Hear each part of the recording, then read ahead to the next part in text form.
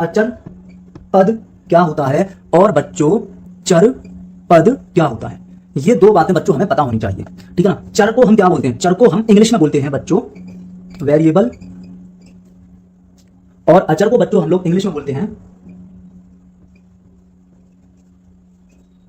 Constant. तो बच्चों ऐसे पद, ऐसे पद टर्म जिनका मान फिक्स होता है, जिनका मान वैल्यू फिक्स होता है, जो फिक्स होता है बच्चों। जैसे कि बच्चों यहां पर अगर हम बात करें कि किनका मान फिक्स होता है और किसका नहीं होता है, तो जैसे बच्चों जितने भी रियल नंबर होते हैं, जितनी भी वास्तविक संख्याएं होती हैं, वो सब अचर होते हैं। सारी वास्तविक संख्याएं, सारी वास्तविक संख्याएं, सारी वास्तविक संख्याएं और रियल नंबर, सारे रियल नंबर जो होते हैं बच्चों वो कांस्टेंट होते हैं, उनकी वैल्यू नहीं बदलती। ऐसा नहीं होता कि बच्चों हमने क्लास थर्ड में तो पढ़ा था 3 की वैल्यू 3 होती है, मतलब 3 कोई चीज है, तो ऐसा नहीं है कि फिर क्लास 7th में आके वो 3 बदल गया, कुछ और हो गया, ऐसा नहीं होता, फिक्स है ये वैल्यू। एक आध दो और अलग से एग्जांपल लेके आपको समझाऊंगा क्या कहने की कोशिश की जा रही है, ठीक है। अब पद क्या होते हैं, वो वैल्यूज वो जो कि फिक्स नहीं है, जो कि बच्चों फिक्स नहीं है, वो हो जाते हैं हमारे पद वेरिएबल, मतलब चर, सॉरी वो चर होते हैं, वो वेरिएबल होते हैं जो फिक्स नहीं होते, ठीक है। ऐसे पद, ऐसे पद जिनकी वैल्यू मतलब मान फिक्स नहीं होता,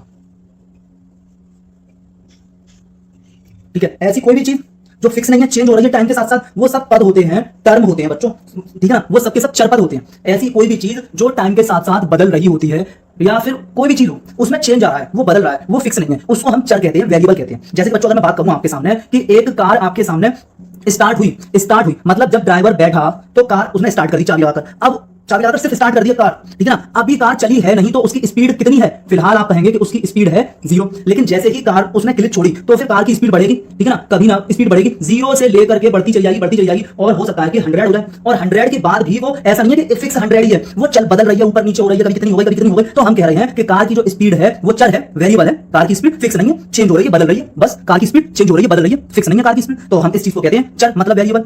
और अगर कोई कार एक ही स्पीड से चलती चली जा रही है, सेम स्पीड के साथ चलती चली जा रही है, चेंज ही नहीं हो रही है, बदलाव ही नहीं हो रहा उसमें कोई, तो हम उसको कहेंगे अचर है, कांस्टेंट है। कार की स्पीड कैसी है, अचर है, या कार की स्पीड कैसी है, कांस्टेंट है। तब बच्चों हम ये टर्म यूज करेंगे इस तरह से, ठीक है। अच्छा, अब मैं आपको एक बात और बताऊं कि अगर आपके पास लोहे का कोई बाट है, लोहे का आपके पास कोई बाट है, अगर वो लोहे का बाट है 2 kg का, तो ठीक है भैया 2 kg का, उसकी वैल्यू 2 kg आपने देख लिया है। और अगर वो 5 kg का है तो ठीक है, सही है कि वो 5 kg का। और अगर किसी लोहे के बाट पर कोई भी नंबर पड़ा नहीं है, कोई भी नंबर नहीं पड़ा, ठीक है ना, कोई भी, तो फिर हम फिक्स ये नहीं कह सकते कि ये 2 किलोग्राम का है या 5 kg का है या 3 kg का है, हम नहीं कह सकते। तो फिर हम कहेंगे कि हमें ये वैल्यू अभी पता नहीं है, ठीक है ना, तो वो वैल्यू फिक्स नहीं है। हम कुछ भी कह सकते हैं, कोई कहेगा कि ये 2 kg का है, कोई आके कहेगा कि ये 3 kg का है, और किसी को लगेगा अंदाज से कि ये 7 kg का है, तो ये वैल्यू फिक्स नहीं हो पा रही। कोई कुछ कह रहा है, कोई कुछ कह रहा है, कोई कुछ कह रहा है। तो यहाँ पर जब वाट हमें पता ही नहीं चल पा रहा है कि कितने, उसके बारे में हम कंफर्म ही नहीं है, तो हम डिफरेंट वैल्यू बता रहे हैं उसकी, ठीक है ना। तो इसका मतलब ये डिफरेंट जो वैल्यू तुम बता रहे हो इस वाट की, ये अलग अलग जो वैल्यू तुम बता रहे हो, तो ये क्या है, अलग अलग वैल्यू बताना ही आपका चर है। वैल्यू फिक्स नहीं कर पा रहे हो आप, वैल्यू को फिक्स नहीं कर पा रहे हो, ठीक है ना। तो ये वैल्यू अलग अलग बताना ही आपका क्या है, चर है। और यहाँ वैल्यू फिक्स है, वैल्यू को फिक्स कर पाना, और यहाँ वैल्यू फिक्स है, तो 5 kg हो गया ये वाला वाट, तो फिर ये क्या हो जाएगा, ये अचर हो गया और ये चर हो गया। एक एग्जांपल मैंने इस तरह से आपको बताया, ठीक है।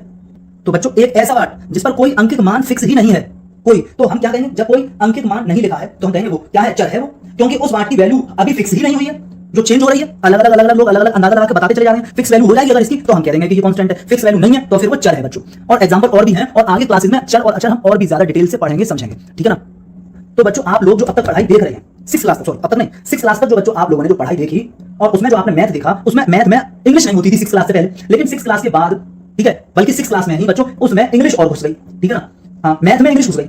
जब मैथ में इंग्लिश घुस जाती है, ये इंग्लिश हमें बहुत परेशान करती है जब मैथ में इंग्लिश घुस जाती है। और ये जो घुसी हुई इंग्लिश है, जो मैथ में इंग्लिश घुस गई है, फिलहाल के लिए आप ये समझें कि यही चर है, यही बच्चों क्या है, फिलहाल के लिए यही चर है, और आगे जाके और क्लियर हो जाएगा कि क्या है चर।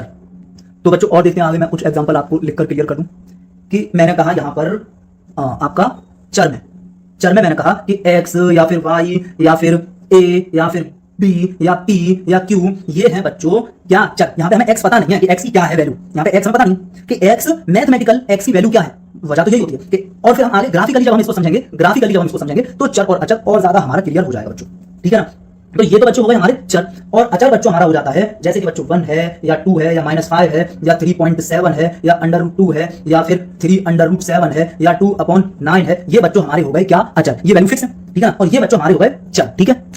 तो बच्चों जिसकी वैल्यू फिक्स ना हो, जिसकी वैल्यू फिक्स ना हो, जिसकी वैल्यू फिक्स ना हो, जिसकी वैल्यू फिक्स ना हो बच्चों, ठीक है। और यहां मैं आपसे कहूंगा कि जिसकी वैल्यू फिक्स हो,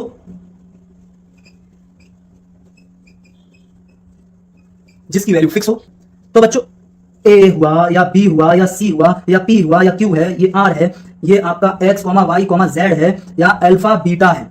ये क्या है बच्चों कि इनकी जो हमारे सामने क्या होता है, इनकी वैल्यू फिक्स नहीं होती। या हम ये कह सकते हैं कि ये रिप्रेजेंटेशन ऑफ वेरिएबल है। वेरिएबल को हम इस तरह रिप्रेजेंट करते हैं, वेरिएबल को हम इनसे रिप्रेजेंट करते हैं। जो चर होते हैं उनको हम व्यक्त करते हैं इनसे, ठीक है ना।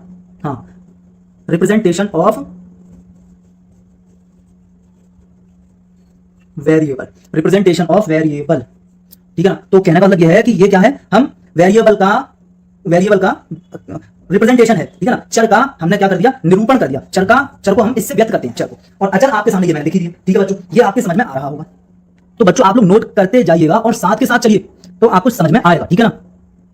तो बच्चों अगर हम क्या पढ़ते हैं, हम पढ़ते हैं बीजगणित। क्या पढ़ते हैं बच्चों, बीजगणित। बीजगणित सॉरी, अलजेब्रा।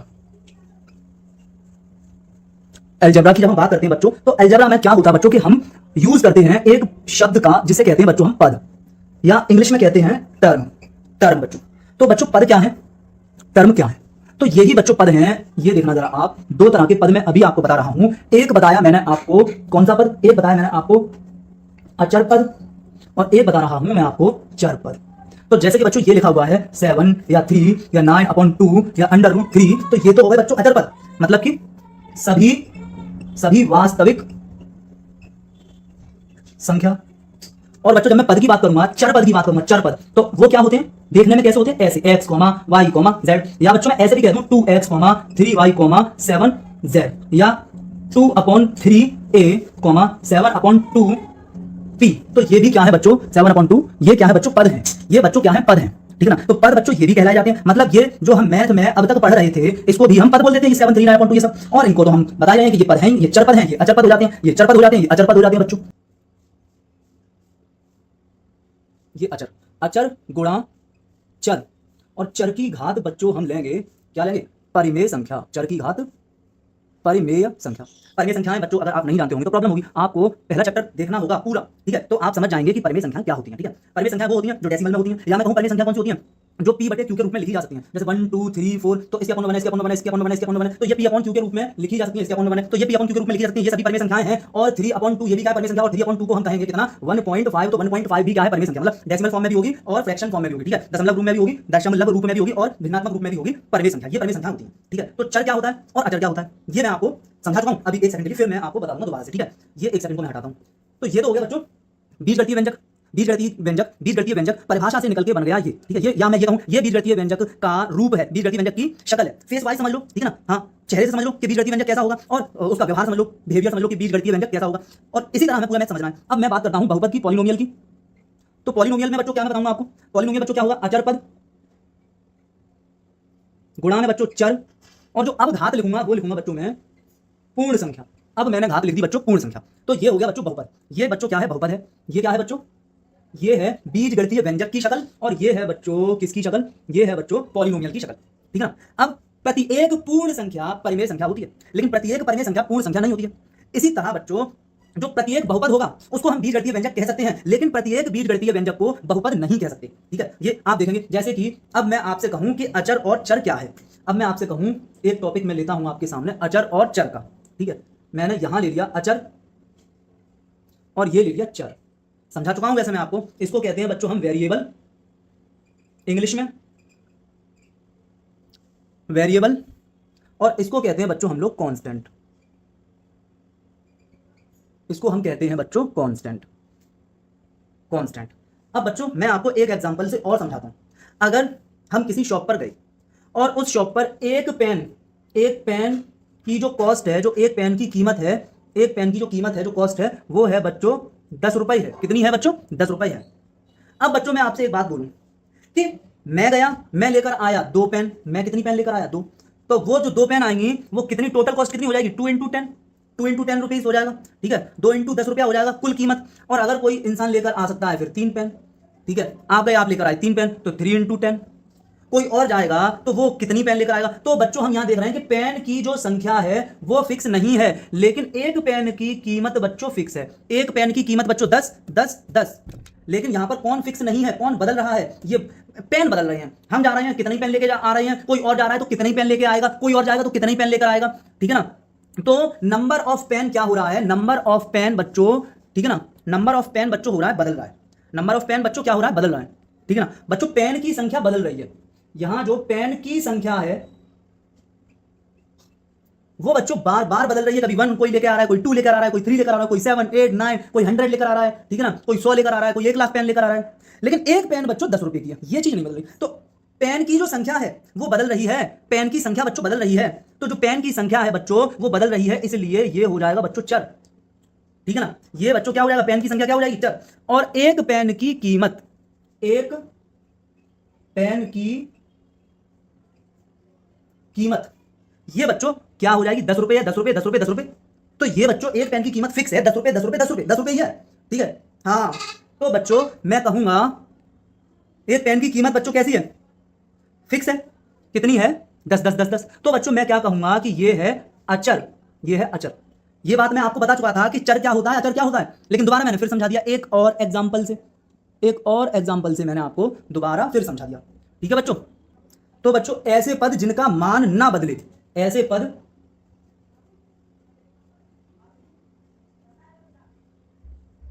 जिनका मान, माने वैल्यू, ना बदले, ऐसे पद जिनका मान मतलब कि वैल्यू ना बदले, वो तो होते हैं बच्चों अचर। अचर पद होते हैं, ठीक है ना। अब आप देख रहे हैं कि एक पेन की कीमत बदल नहीं रही है, 10 रुपए, एक पेन की कीमत 10 रुपए, एक पेन की कीमत 10 रुपए, एक पेन की कीमत 10 रुपए। तो यहां पर आप देख रहे हैं कि एक पेन की कीमत कितनी है? 10 रुपए। वो नहीं बदल रही, वो फिक्स है, वो नहीं बदल रही, वो फिक्स है। तो यहां पर क्या हो जाएगा? ये जो 10 हो जाएगा, ये क्या हो जाएगा बच्चों? ये हो जाएगा अचर। क्या हो जाएगा? अचर। और चर क्या होता है? ऐसे पद जिनका मान बदले, ऐसे पद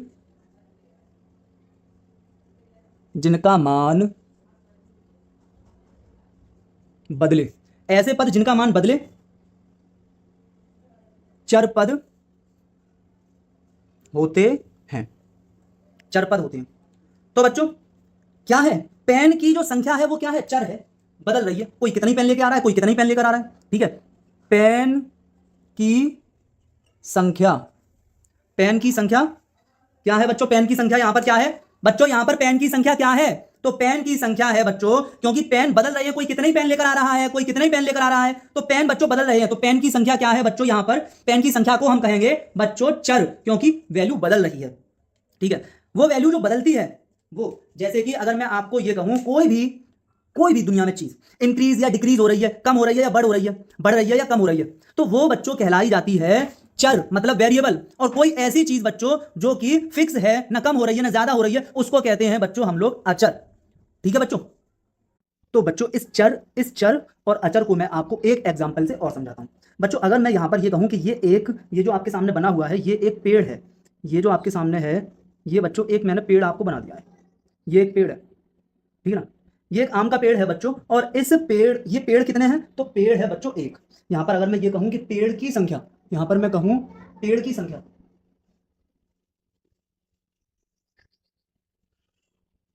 तो पेड़ की संख्या है बच्चों एक है। और मैं यहां पर ये कहूं कि इस पेड़ पर आम की संख्या,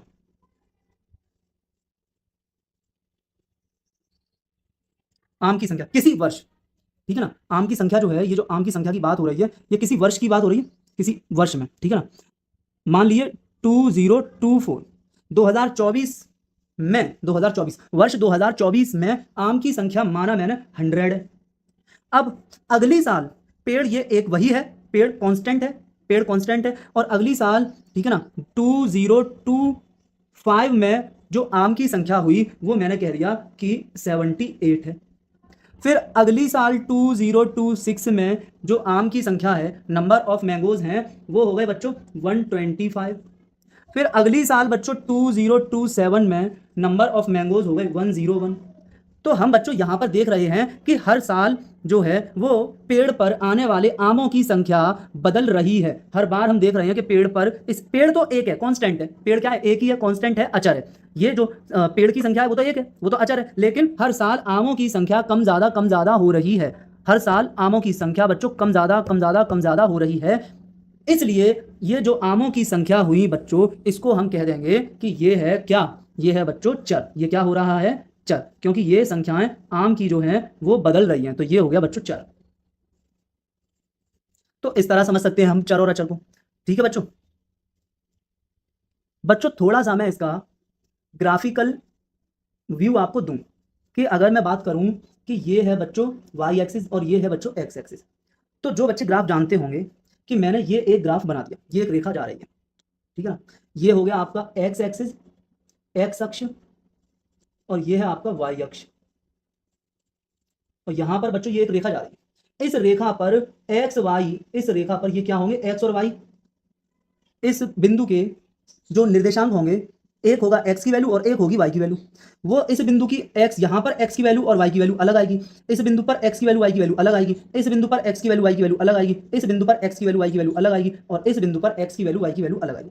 अगर मैं ये 1 कहूँ, ये 2 कहूँ, ये 3 कहूँ, ये 4, तो ये फिर x की वैल्यू यहाँ पे 1 होगी, यहाँ x की वैल्यू 2, यहाँ x की वैल्यू 3, यहाँ x की वैल्यू 4, इस तरह से। ठीक है ना। अगर मैं लिखूँ यहाँ पर x प्लस वाई बराबर 1, तो बच्चों ये क्या है, ये x और y क्या है, वेरिएबल है, वेरिएबल है। ठीक है ना बच्चों। तो यहाँ पर क्या होगा कि ये दो ऐसे वेरिएबल, ये एक ऐसी रेखा यहाँ पर जा रही है जिसमें x और y को मिलाकर बच्चों एक आ जाता है, x और y को मिलाकर एक आ जाता है। इस तरह से ये बच्चों कोऑर्डिनेट ऐसे इस पर बिंदु होंगे। ठीक है। शायद थोड़ा क्योंकि ग्राफिकल नॉलेज नहीं होगी तो शायद नहीं आया होगा समझ में, तो अभी चैप्टर में आगे आएगा, बता दूंगा मैं ये चीज़ भी कि हम चर और अचर को ग्राफ से भी समझते हैं। आपने ग्राफ तो देखे होंगे, क्रिकेट अगर आप देखते हैं तो वहाँ पर भी ग्राफ होता है एक पूरा। तो ग्राफ हमारी लाइफ में बहुत इंपॉर्टेंट होता है। ठीक है ना। हम ग्राफिकल रिप्रेजेंटेशन देते हैं कई सारी चीज़ों में, कई सारी चीज़ों का हम ग्राफिकल रिप्रेजेंटेशन ही देते हैं बच्चों, बहुत सारी जगह। क्रिकेट हो गया एक एग्जाम्पल, इस तरह से कई सारे एग्जाम्पल हैं। ठीक है बच्चों। एक जो आपके सामने होता है कि क्रिकेट जब आ रही होती है तो इस तरह की लाइन बनी हुई आ रही होती है, ऐसे ऐसे ऐसे, तो वो ग्राफ हो रहा होता है। ठीक है।